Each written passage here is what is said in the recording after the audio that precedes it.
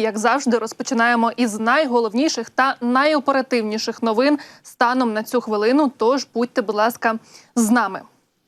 Президент України Володимир Зеленський і президент Сполучених Штатів Джо Байден зустрінуться на полях саміту G7 в Італії 13 червня. Про це офіційно повідомили в адміністрації американського президента. Координатор Ради нацбезпеки Білого дому Джон Кірбі заявив, що під час перемовин Групи 7 Сполучені Штати продовжать чітко і ясно заявляти про прихильність до України. Цитую: «Ми зробимо сміливі кроки, щоб показати Путіну, що час не на його боці», зазначив посадовець. У цьому контексті Кірбі вказав, що 13 червня Байден і Зеленський на зустрічі обговорять рішучу американську підтримку України зараз і в майбутньому. Після зустрічі обидва президенти дадуть прес-конференцію. Крім того, за словами представника Білого дому, на саміті G7 оголосять про нові кроки, спрямовані на передачу на користь Україні коштів від заморожених російських суверенних активів. Я нагадаю, що обидва лідери вже мали зустріч 7 червня у Франції на полях церемонії з нагоди 80-річчя висадки в Нормандії. І тоді Байден оголосив про новий пакет допомоги Україні на $225 мільйонів. Ну і тим часом Сполучені Штати видають Україні ще одну систему Петріот. Принаймні про це пише The New York Times із посиланням на власні джерела. Рішення розмістити в нашій державі ще одну систему ухвалив особисто президент Байден, хоча офіційно адміністрація президента США про це рішення поки не повідомляла. При цьому співрозмовники видання твердять, що система, яку планують доправити в Україну, наразі перебуває у Польщі. Там вона досі захищала ротаційні сили американських військ, які повертатимуться до Сполучених Штатів. Найближчими тижнями третій комплекс ЗРК «Петріот» нашій державі передасть Німеччина. Про це заявив канцлер Шольц. Ну і також Україна отримає 100 ракет-перехоплювачів до цієї системи. Тим часом українські солдати завершують навчання на ЗРК «Петріот» у Німеччині. Їх напередодні відвідав президент України Зеленський. Він також анонсував нові рішення щодо підсилення українського неба.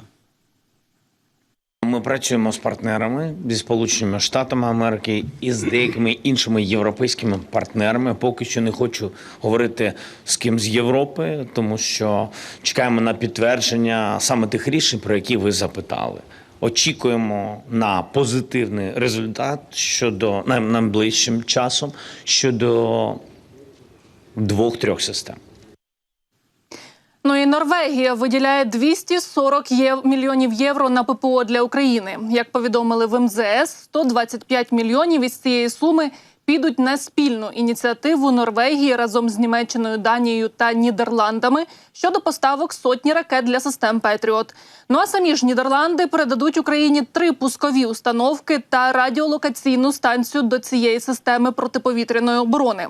Про це повідомив прем'єр країни Марк Рюте у соціальній мережі X. Також Нідерланди виділяють новий пакет у розмірі 138 мільйонів євро на важливий ремонт енергетичної інфраструктури, гуманітарну допомогу та ініціативи бізнесу з реконструкції. А ще 60 мільйонів підуть на забезпечення України наступальними безпілотними потужностями, і ці кошти витратять саме на морські безпілотники та FPV-дрони для наших військових. Масштабна пожежа на Київщині. Рятувальники приборкують вогонь, який спалахнув внаслідок падіння уламків під час російської атаки цієї ночі. В одному з районів області сталося займання на промисловому об'єкті. Також пошкоджено будинок, АЗС і гараж. А в іншому районі спалахнуло складське приміщення. Як заявили у Київській обласній військово-цивільній адміністрації, обидві пожежі спричинені падінням уламків. Також атаки зазнав і сам Київ, але за даними місцевої влади, усі ворожі цілі були збиті. Руйнувань у столиці немає.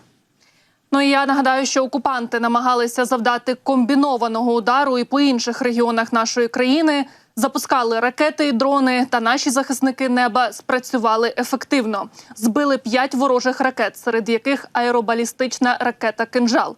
Також вдалося знищити усі 24 безпілотники типу «Шахед». ППО працювала у Київській, Дніпропетровській, Запорізькій, Полтавській, Харківській та Вінницькій областях. Президент України Володимир Зеленський подякував нашим воїнам, а також союзникам, які допомагають захищати Україну. Саме такий результат у захисті життя може бути нашим щоденним здобутком, якщо матимемо достатню кількість інструментів для відбиття терористичних ударів. Дякую всім нашим партнерам, які це розуміють і працюють разом з нами, щоб посилити нашу стійкість у цій щоденній боротьбі за життя. Тим часом СБУ затримала агентку росіян, яка коригувала обстріли Харкова. Нею виявилася 55-річна місцева мешканка, яка працювала охороницею. Вона сама вийшла на росіян із пропозицією «помочь».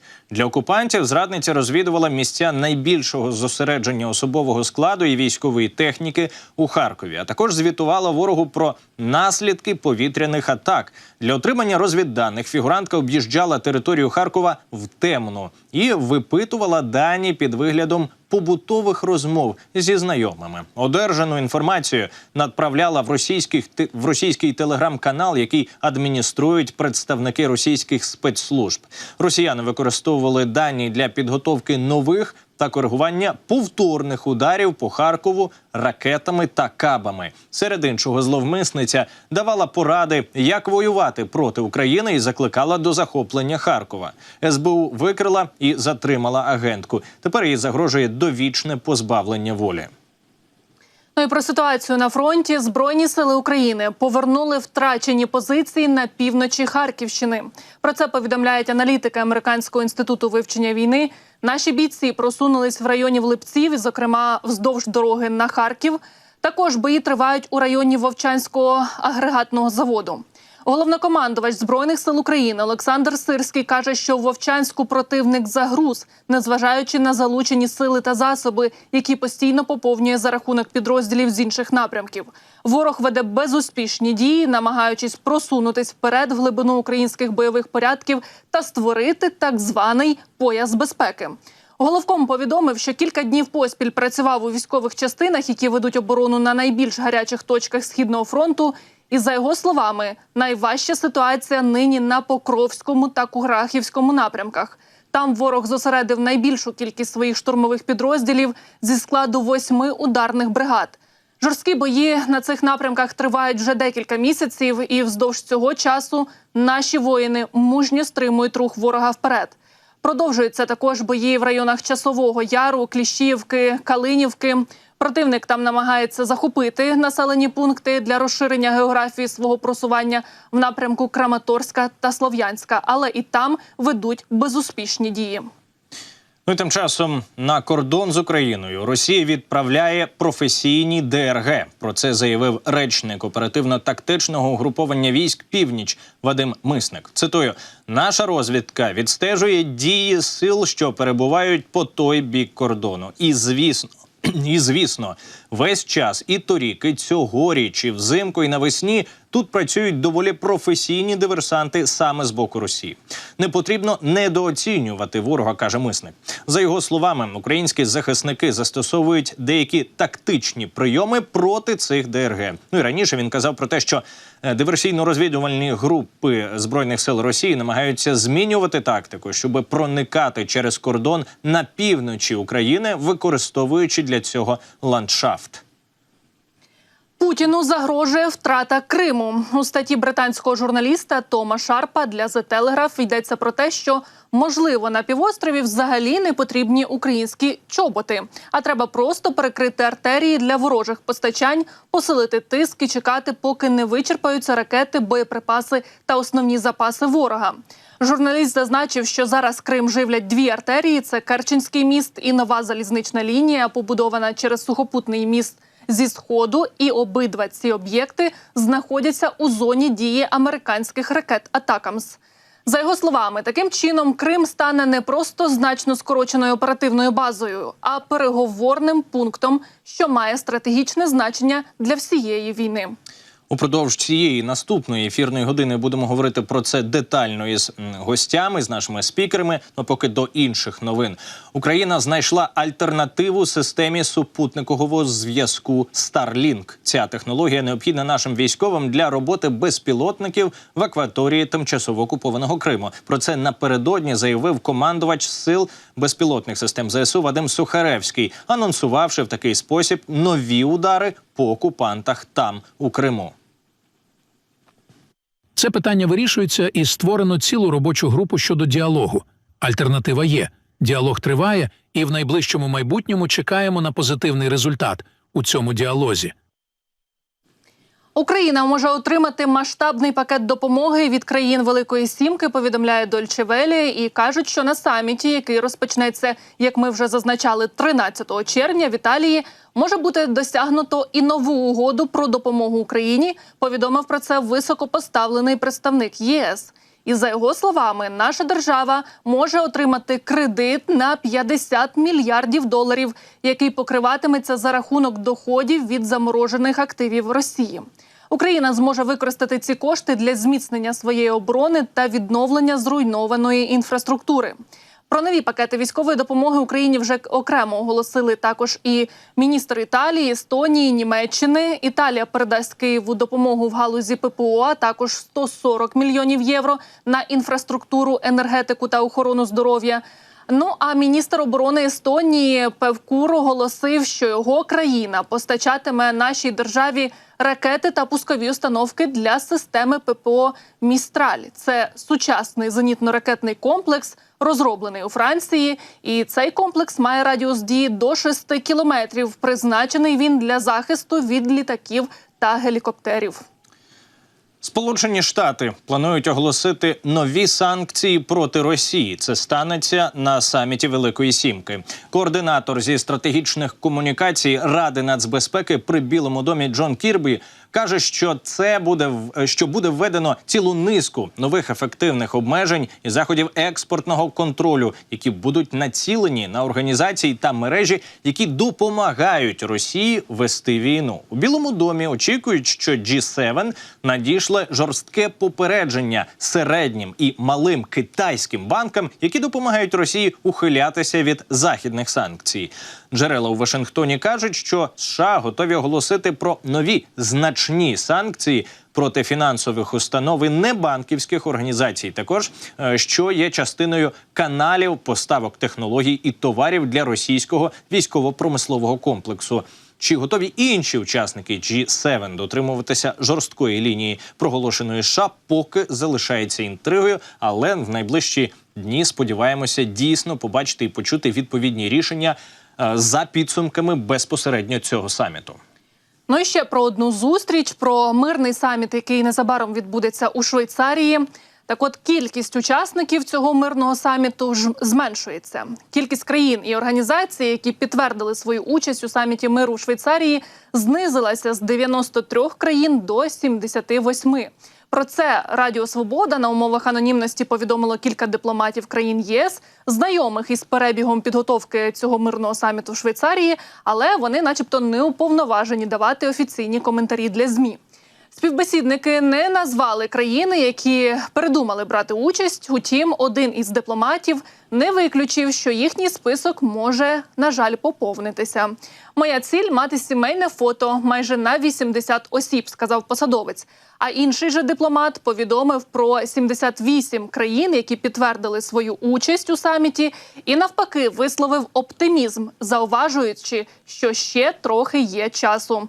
Додам, до речі, що президент Аргентини Хав'єр Мілей відгукнувся на спеціальне послання, яке йому надіслав наш президент України Володимир Зеленський. Тож він прибуде все-таки на саміт миру. Своє рішення президент Аргентини ухвалив в останню хвилину. Наразі його країна дала зрозуміти, що вона дотримується 2 пунктів формули миру, яка буде представлена у Швейцарії цими вихідними. Ну і вони виступають за радіологічну і ядерну безпеку та відновлення територіальної цілісності України. Крім того, Аргентина також погодилася приєднатися до міжнародної коаліції з повернення українських дітей, викрадених Росією. Ну і вдруге за тиждень невідомі проривають кордон. На Закарпатті 18 осіб втекли до Угорщини.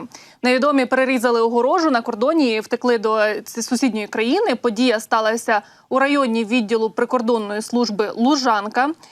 Прикордонники ж прибули одразу на місце події для перевірки і знайшли порожню, відчинену та білу автівку. Також вони під час обстеження території знайшли сліди, які вели до кордону з Угорщиною, і проріз у загороджувальному паркані, і сліди на контрольно-слідовій смузі.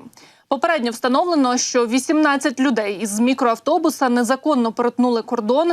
Розслідування щодо цього інциденту поки що триває. А я нагадаю, що 9 червня сталася подібна історія. Тоді повідомлялося, що у Закарпатській області вантажний автомобіль ГАЗ-66 також перетнув кордон у бік Угорщини.